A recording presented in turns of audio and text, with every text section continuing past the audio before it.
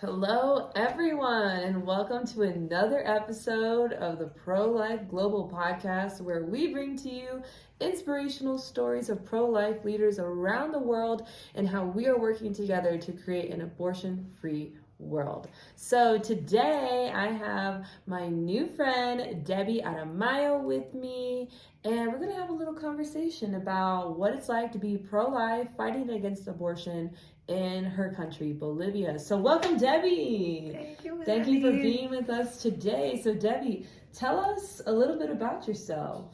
Okay, I am Debbie Armayo. I am 24 years old. I'm from Cochabamba, Bolivia. It's in South America. And Not Africa. please, not Africa. And I studied to become a social worker in a private university, Universidad Central. That's all, I think. Nice. And so, how did you get started in the pro-life movement? Well, in the pandemic 3 years ago, I saw a video of abortion. In that moment, I know the abortion is bad, but I don't do nothing about that. And when I saw the video, I say, I need to do something about that. Mm-hmm. And I start to do pictures, videos on TikTok, Nice. talk about abortion, and that's in the pandemic time. Mhm. When the pandemic When it ended? I start to know other pro-life people, other groups pro-life, like Plataforma por la Vida, Salvemos las Dos Vidas, and other groups. And I start to take to the street with that groups.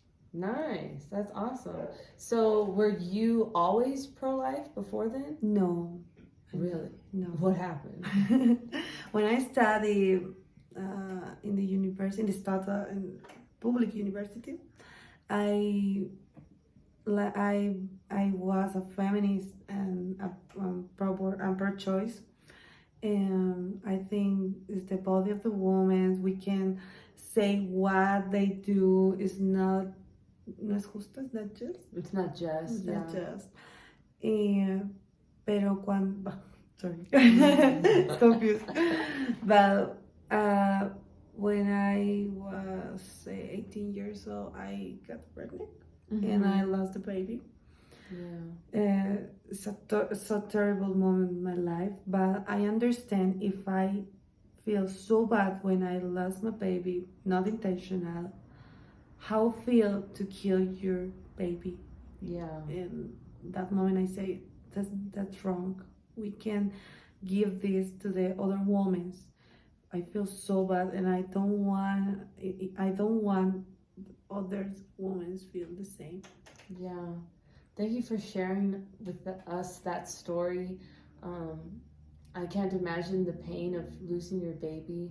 I am thankful, though, that you've decided to use your story, use your pain, use the memory of your son to fight for the lives of other babies, to help women, and to speak up.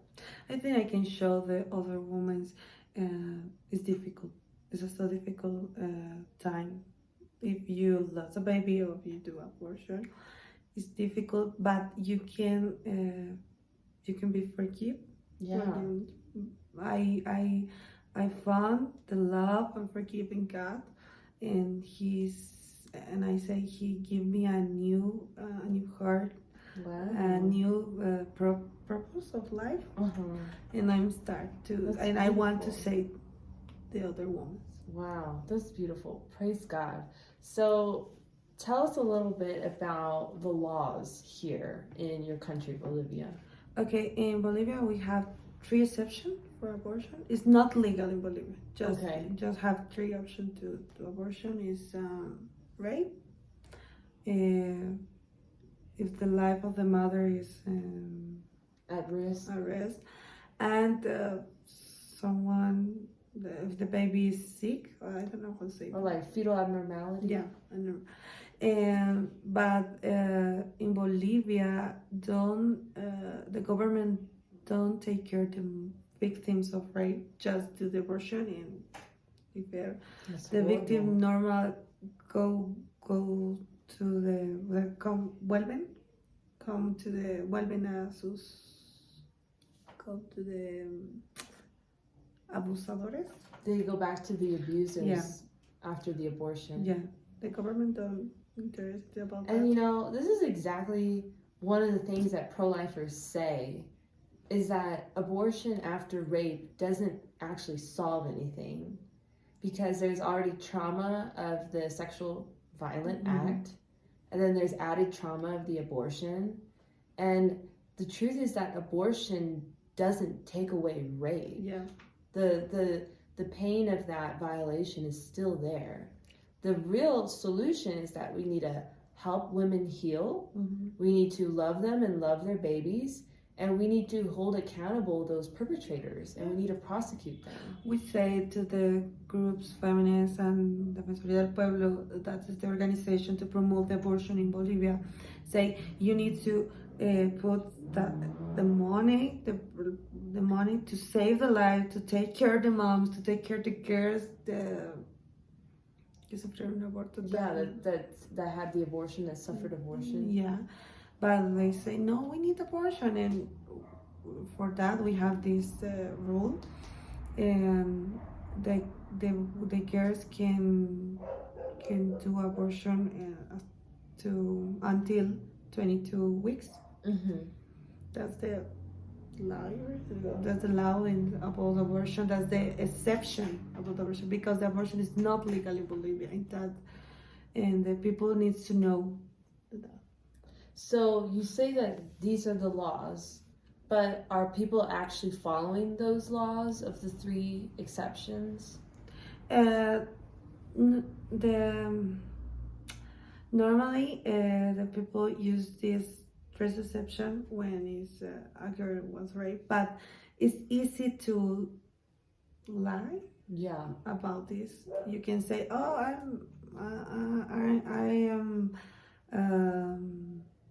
I was raped," Uh-huh. but it's not real. It's difficult to prove that.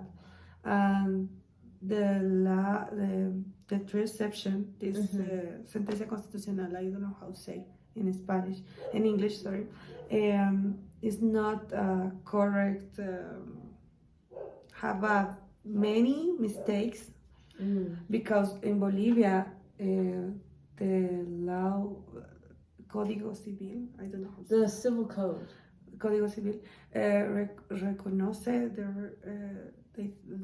they say the person start in the conception, and they is a person, and they have rights, and we need to defend that.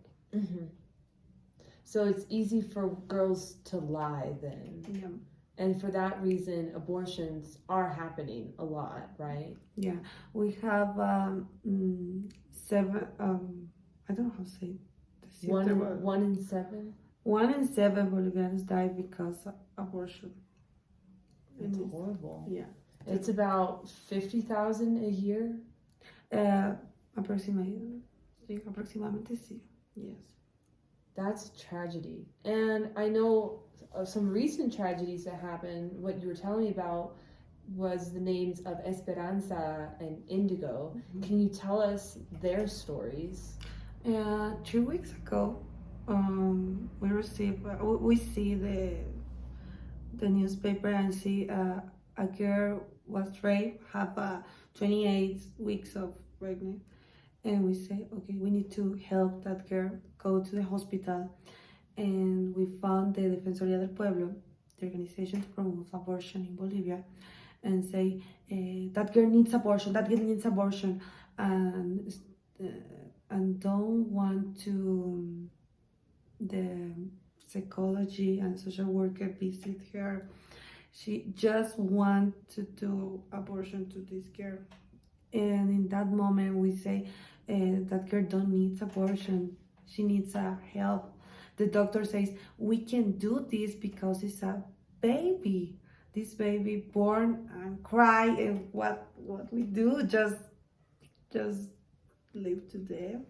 So the doctors didn't want to No. do that. No, they don't want, and they start to do I don't know how to say reunion, to A meeting?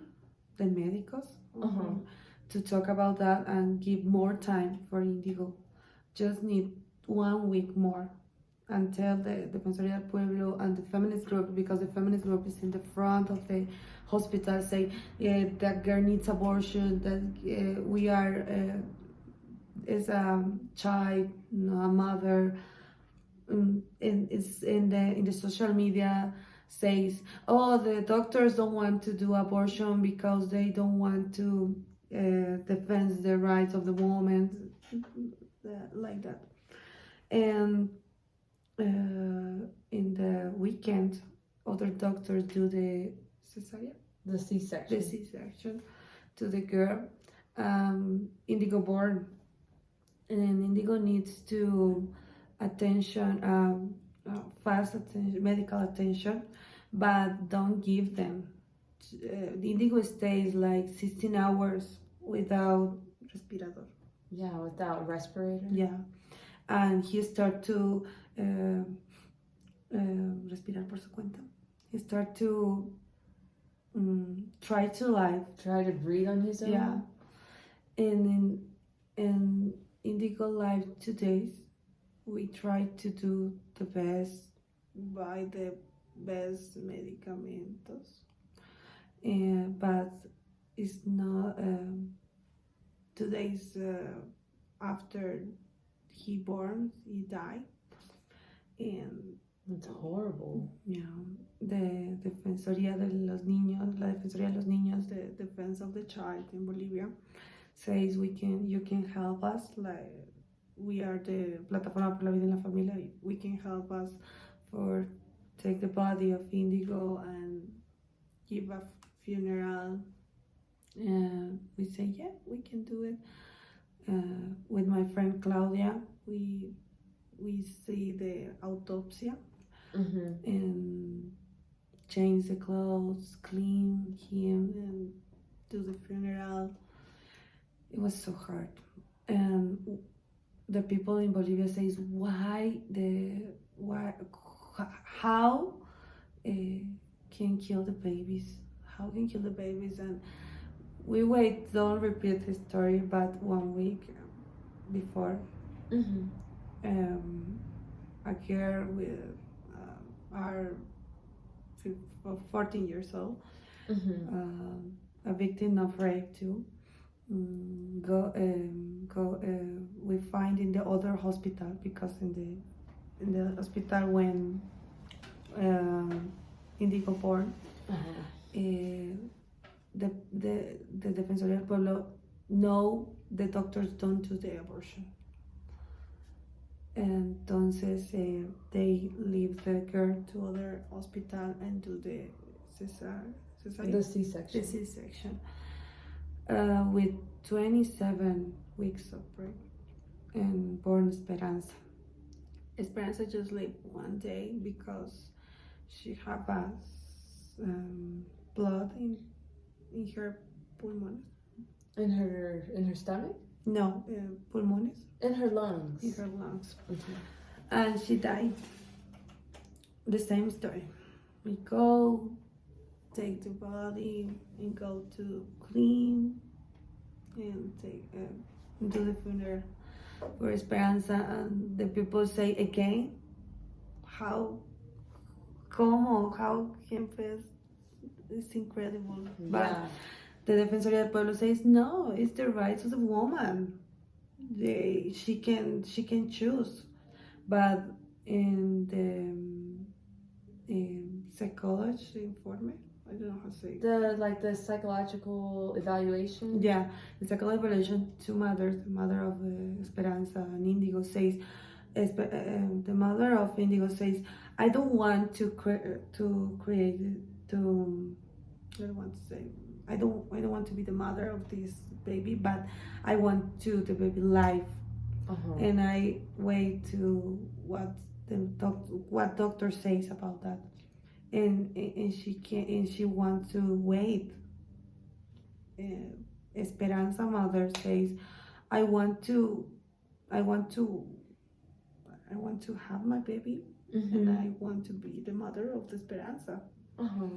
But the Defensoría del Pueblo and the feminist groups and all the pressure of the social media is so terrible for the doctors and for the family, and they can do nothing more, just do the cesarean, The C-section. C-section, and the babies die.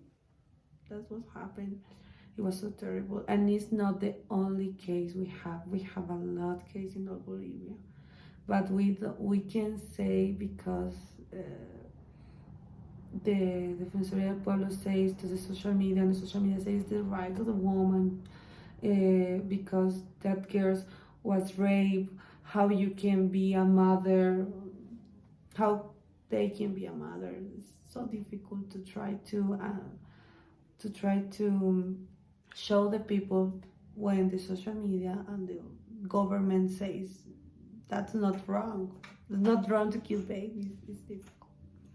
So the doctors were facing a lot of pressure from the pro-abortion people to do an abortion, correct? The doctors need to I know how to say. The pro-abortion people wanted the doctors to do an abortion. Yeah. And so instead of an abortion in the womb, they did a C-section to take the baby out and let the baby die. Don't let the baby die, but Bolivia don't have the medical recourse to save I don't know how to say prematuro. Yeah, premature baby, and don't have the infrastructura, don't have the infrastructure. Nothing, because the government prefers to give money to promote abortion, to give money to the hospital, and save the lives of mothers, save the life of babies. So they took the babies out of the womb, and then the babies died. And the feminists are okay with that? That's what they wanted, the pro-abortion people? The feminists, when they know Indigo died, they just disappear. Don't say nothing. About Esperanza, the same. Don't say nothing, because the people in Bolivia start to say, why kill the babies? What's your problem? And the people say the feminists are so crazy because they want to kill the babies, and for that reason the feminists don't talk about this issue. Don't talk about the Indigo, don't talk about Esperanza. But this is exactly what they wanted, correct? Yeah, this is the feminists in Bolivia can't.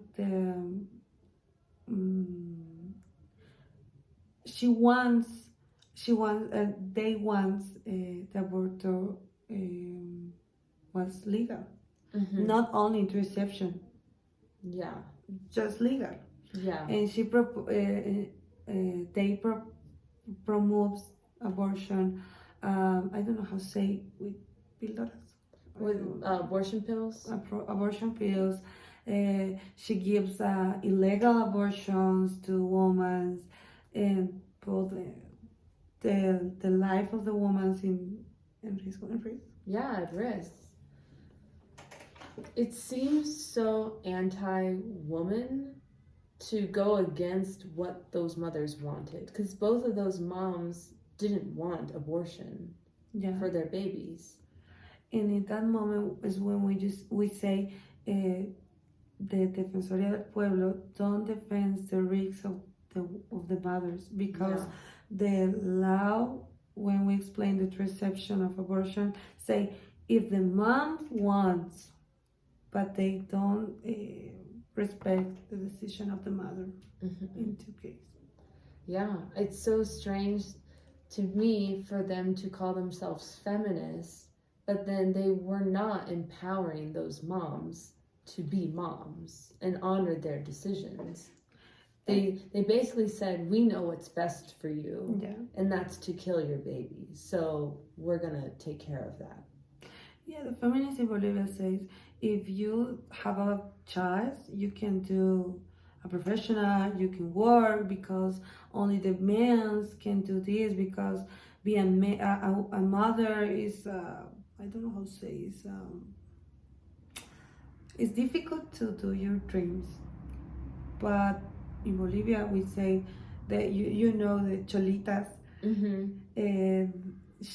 they are so workers, hard workers, and have a six, 5, 6 children, and she can do it. They're doing it. Yeah, exactly. I think that is real feminism, is to tell women that you can have your baby, have your schooling, education, your career, and follow your dreams, not the other way around. And the problem with feminism in Bolivia is tell the women, you do an abortion. The women do abortion, and they're like, okay, it's your problem now. I don't want to help you anymore because they don't have a capacity. They're not capacitated to curar. They don't have the capacity to cure the women's the women's with abortion, to help her heal. Yeah, they don't have idea how we can help the woman. Yeah, I'm mad one part at the feminists, but I'm also mad at the doctors, because I know you said that the doctors faced a lot of pressure, but I think if a doctor still wanted to do the right thing, though it was hard and maybe they would have faced a lot of consequences, they still could have saved the lives of Esperanza and Indigo. I think in this part we start about afraid of the Bolivians, not only the doctors, Bolivians in general, because the government say, not only the government, the social media, the community, the groups of not only feminists, other groups pro-abortion, pro-choice, they so afraid because they don't want to lose the job or want to lose, I don't know, it's difficult. The doctor, when I talk with the doctor say me, I want to save two life, but they don't leave me to don't want to do, and I the C-section. The C-section to do the mothers don't do the official doctors, do the other doctors, pro-choice doctors, and it's difficult because the government don't the pressure how put pressure to the doctors, and they afraid. And that's really sad. I think, though, if we truly believe life is valuable, human life begins at fertilization, and that abortion is ending a human life, and I know this is easier said than done, but who cares about the risks? Like, I think it would mean more in the eyes of God to lose your job having saved a life than not saving a life and keeping your job, you know?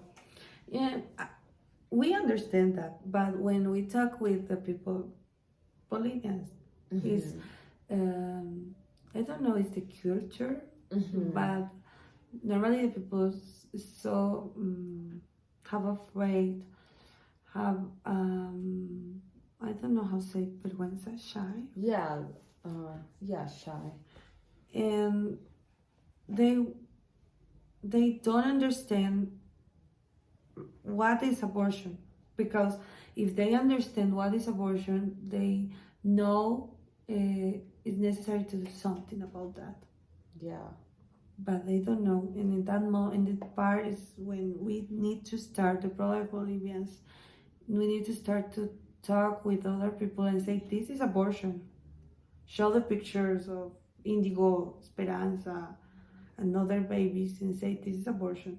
And the government, the Defensoría del Pueblo, the pro-choice movements, the feminist movement, promote this, kill the Bolivians, kill babies, and we need to do something. So, what is it that Bolivians can do to end abortion in your country? We need to start to talk first. Start to talk and say, I am pro-life. I defend the life of the conception until the natural die. And other people start to say, me too. Yeah. And we say, come on. Yeah. I feel the same form because when I start 3 years ago, I just see videos. I just do pictures. But when I start to say more people talk about this, the people say me, I'm pro-life too. I have a group of pro-life.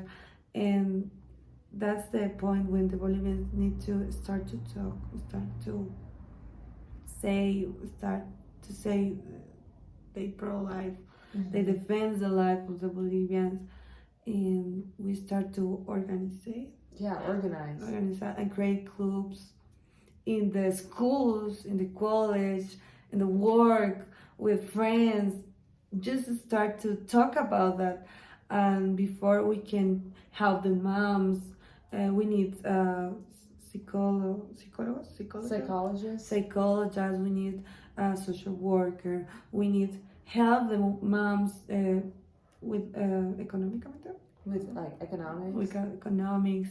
We need doctors to take care of the mom and the baby. We need all the professionals, and we can start to talk about that, and we will see that Bolivians are pro-life. And it all starts with a single flame, just like with one candle. Mm-hmm. And you can light more candles and you can make a flame. Yeah. You can make a fire. So, what can you say to other Bolivians that are scared and are maybe apathetic? That maybe they are pro-life, but like you're saying, they don't want to get involved. Or maybe someone else can do that. Okay, it's difficult because it's real. Abortion affects all Bolivians because the government killed the babies. The government killed the Bolivians. Kills our friends. Kills our I don't know how to say primos. Your cousins.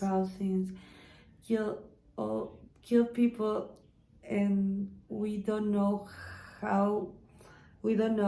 what will be the person.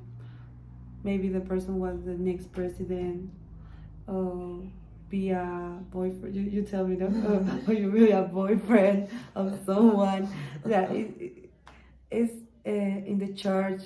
The church. Bethany tell yesterday. The chairs vacías. That there are empty chairs. People die for abortion. Mm-hmm. And it's necessary to talk about that because the Bolivians loves life. We defend the life. We defend our children. You see a documentary about the warm of water in Bolivia, and Bolivia start to luchar. Yeah, to fight for the water because the water is life. Yeah. And we need now to fight for the life of the Bolivians. Abortion affects all Bolivians. One woman of 1 of 7. 1 out of 7. 1 out of 7 women do abortion, and we don't know how feel.